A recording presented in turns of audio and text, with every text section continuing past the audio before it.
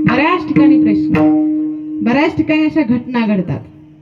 बापाने आयुष्यभर कष्ट केले, याच्या बांधावर जाय, त्याच्या बांधावर जाय, याच्या शेतात जाय, काम कर, कष्ट कर आणि कमवले आणि मुलासाठी कमवले आणि ते काही मुलासाठी देऊन तो जातो. परंतु मुलांनी ते त्याच पद्धतीने दुपटीनं केलं पाहिजे, दुपटीनं केलं पाहिजे, सांभाळलं पाहिजे ते. मुला आजकालची मुलं नशेच्या आहारी जातात, हो, नशेच्या आहारी जातात. कोण दारू पितं, कोण गांजा पितं. त्या दारूमध्ये भान नाही राहत त्यांना संसाराचं, ना संसाराचं भान राहत नाही. घरी मुलं बाळ आहेत का, पत्नी आहेत का, आई आहे का, वडील आहे याचं सुद्धा भान त्यांना राहत नाही. आज आज बऱ्याच ठिकाणी आम्ही 10व्याच्या प्रवचनाला जातो.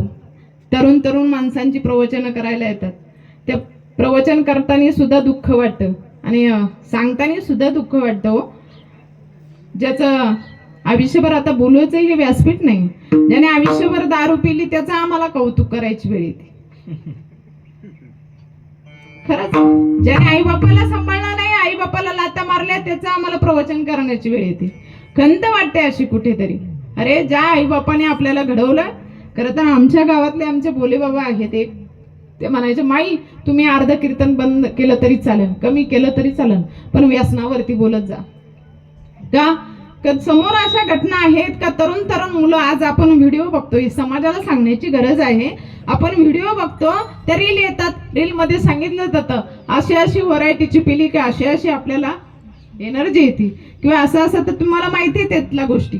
परंतु त्याने आपल्यात जर बघा, त्याने जर आपल्यामध्ये तो हिरो जर पेला असता तर तो तिथपर्यंत गेला असता का हो? हा विचार करा ना.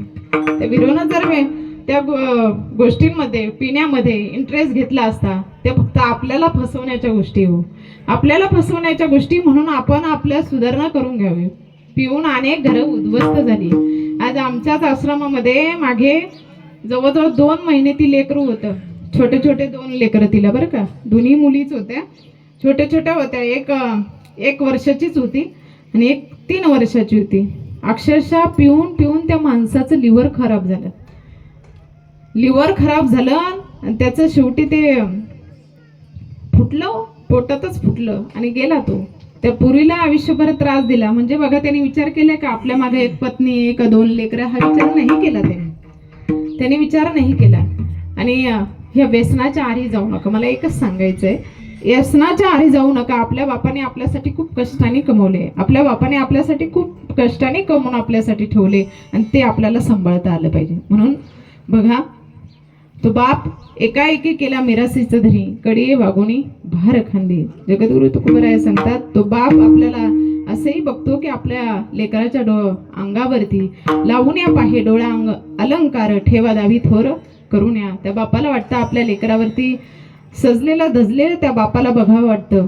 ज्याप्रमाणे संतांना सुद्धा वाटतं की आपल्या या साधकांनी आपल्या स्वहिताचा विचार करावा, तसं बापालाही वाटतं आपल्या लेकराने स्वतःच्या हिताचा विचार करावा. म्हणून ते बाप आपल्या लेकराचा हिताचा विचार करत असतो. म्हणून त्या बापाला कधी विसरता कामा नाही.